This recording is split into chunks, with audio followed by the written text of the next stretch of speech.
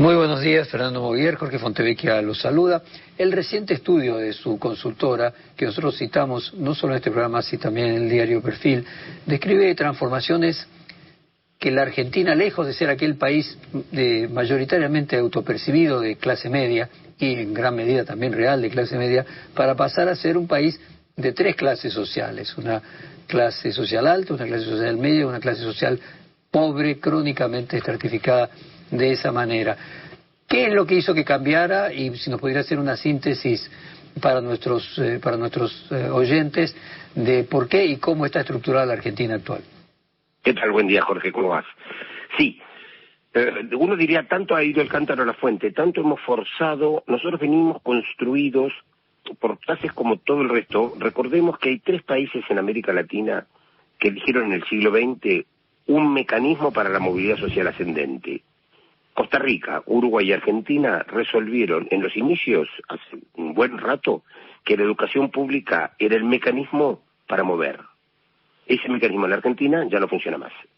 El 70% de los chicos de clase baja tienen más años de escolaridad que sus padres y siguen siendo clase baja. Y empiezan a ser crónicos clase baja. Es decir, el 91% de los pibes de clase baja, si tuviéramos 5 o 6 años de tasas chinas de crecimiento, no moverían. Esta estratificación, sí, dale. Me quedo, Fernando.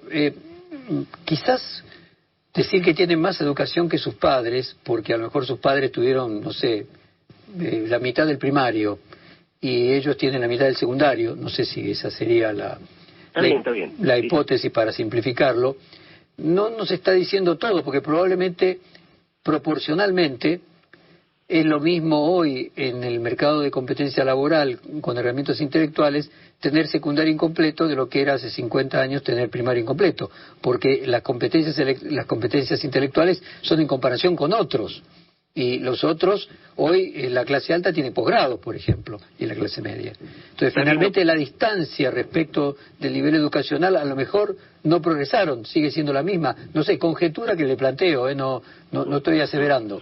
No, está bien, vale, porque nosotros con este trabajo estamos poniendo a debate un tema para nosotros que es central, que empecemos a tener un diagnóstico de lo que nos pasa, y vemos por todos lados que este diagnóstico está muy lejos de tener algún nivel de consenso, cualquier diagnóstico. Es imposible construir estrategia de cómo seguir si no acordamos un diagnóstico básico de las cosas que nos pasan. Voy a tu pregunta.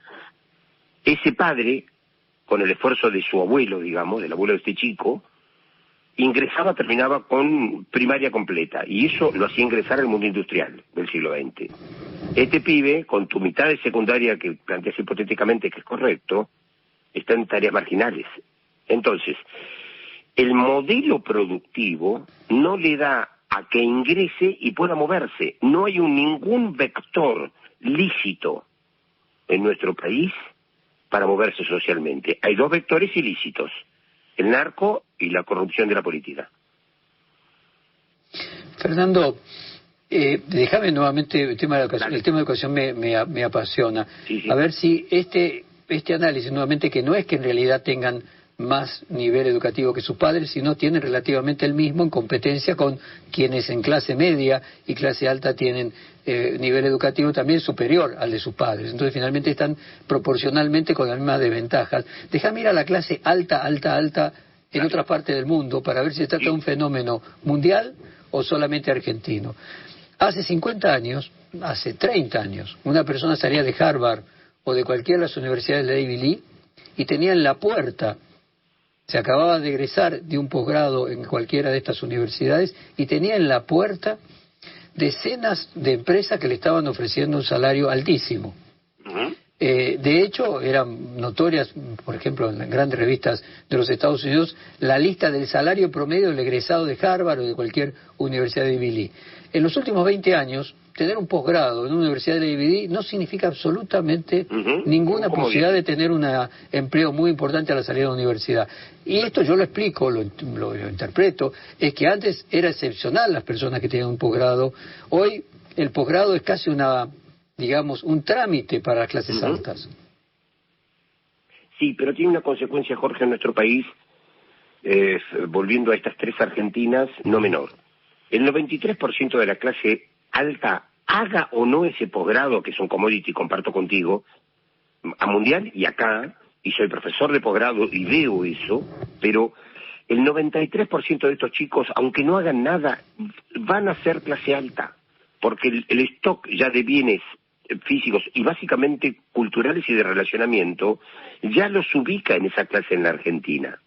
Es decir, los ricos van a ser ellos mismos ese grupito chiquitito de ricos, aún iletrados, y los pobres, aún sabiendo, en estas universidades conurbanas, por ejemplo, aún con algún nivel de dotación, primera generación de universitarios que está ocurriendo, van a padecer el rechazo del mercado laboral.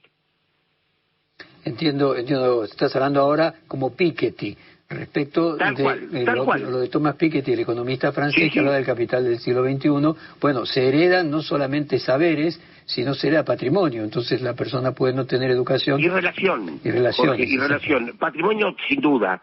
Recordemos que ser clase alta en Argentina no es muy complejo, no requiere un requisito económico muy elevado. Entonces, se hereda esto. Piketty, cuando labura desigualdad, tomarlo en la Argentina. En el año 74, que es el que nos basamos todos porque era el 50-50 de distribución del ingreso, en el quintil del 5% de clase alta, necesitaba 7 salarios de clase baja para entrar. Hoy necesita más de 50. Es decir, tenés una clase alta deteriorada, pero una clase baja mucho más baja y mucho más desigual. Esta distancia que ocurre a nivel mundial, en la Argentina se hace más complejo. Recordemos que estamos en el continente no más pobre, pero sí más desigual, como bien sabés.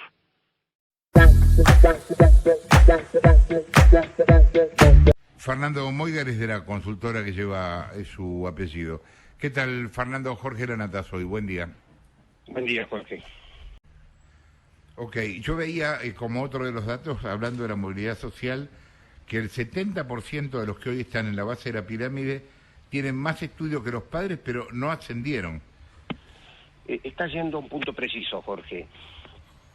Los hijos de los pobres tienen más años que sus padres y no solo no ascendieron, sino que temen descender aún más. Lo que escuchás recién con Lucas es casi el telón de lo que viene ocurriendo hace muchos años en el país. Esto es incluso ideológico en lo que está planteando. Había un imaginario de clase media, donde cuando le importan los niveles socioeconómicos le preguntábamos a la gente de qué clase es, y el 70% contestaba de clase media. Esto no era así, pero los ricos, muchos de los ricos se sentían de clase media y muchos de los pobres se sentían de clase media. Entonces, este imaginario construyó una lógica, movida por la movilidad social ascendente. Esto no está más. Hay 3 Argentinas, hay una Argentina de clase alta, con lógicas que miran el mundo y estructuradas como tal, una Argentina de clase media que está buscando empatar y no caer, y una Argentina de clase baja que está intentando comer. Esto cambia mucho la manera de pensar la Argentina. Y lo que quería preguntarte es si en los contactos que eventualmente ustedes pueden tener con candidatos o con partidos políticos, ¿ustedes advierten que esa manera de pensar la Argentina cambió o no? ¿O siguen pensando en la Argentina de hace por lo menos 10 años atrás? Nosotros nos dedicamos centralmente a construir estrategias en empresas, en comunidades, en pueblos. Nuestro diálogo con los aspectos políticos, te remarco que no solo no ha cambiado, sino que si vos hoy en las prepaso ves dentro de cada partido político, la lectura no es homogénea. Es decir, aún dentro de cada lógica ideológica no hay lectura homogénea de esta situación. Se está mirando una realidad más autocentrada que esto que está expresando. Y esto recorre a toda la política.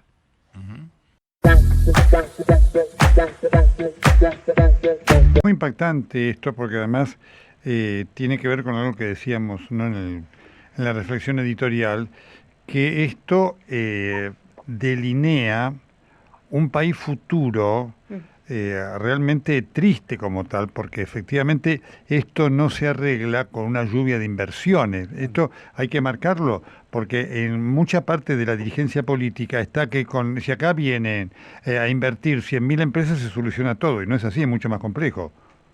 Tal cual, Nelson. Ahora, dado todos los datos malos, o por lo menos una cantidad de datos malos importantes, lo que también está pasando es que toda la sociedad está registrando que así no es, y esto es aideológico. Sí, sí.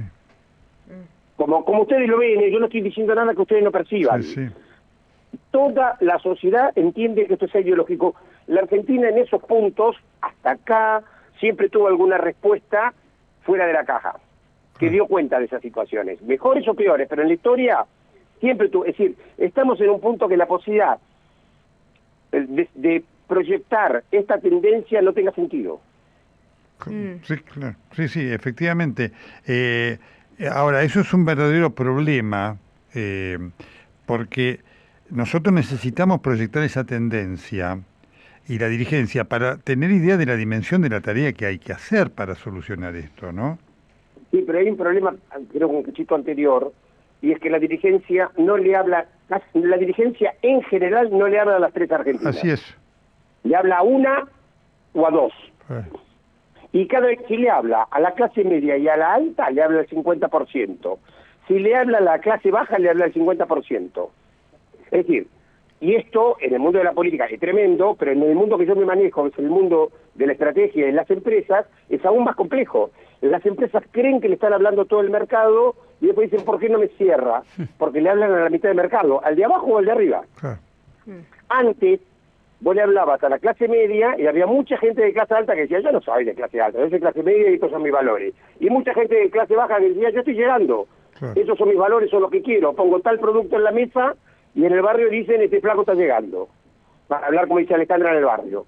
Ahora bien, hoy ya no es, hay tres Argentinas. Y la parte positiva de esto es que ya empieza a haber empresas que empiezan a hablar de tres Argentinas y aún con el contexto que vivimos le está haciendo bárbaro. Entonces, nosotros hemos aprendido en años que cuando nosotros construimos estrategias, cuando construimos estrategias la primer condición necesaria y laboriosa es un diagnóstico consensuado. Esta mesa no existe porque previamente no hay un diagnóstico consensuado. No la tenés ni siquiera en los partidos previos a las PASO dentro del partido. No es que está discutiendo un proyecto y 2 o 3 maneras de caminarlo, que obviamente es lógico. Clarísimo, Fernando Moiguer, profesor de estrategia en la Universidad de Itela y en la Universidad de Buenos Aires. Fernando, gracias por este contacto con... Un abrazo grande y que tengan buena tarde. Hasta cada momento,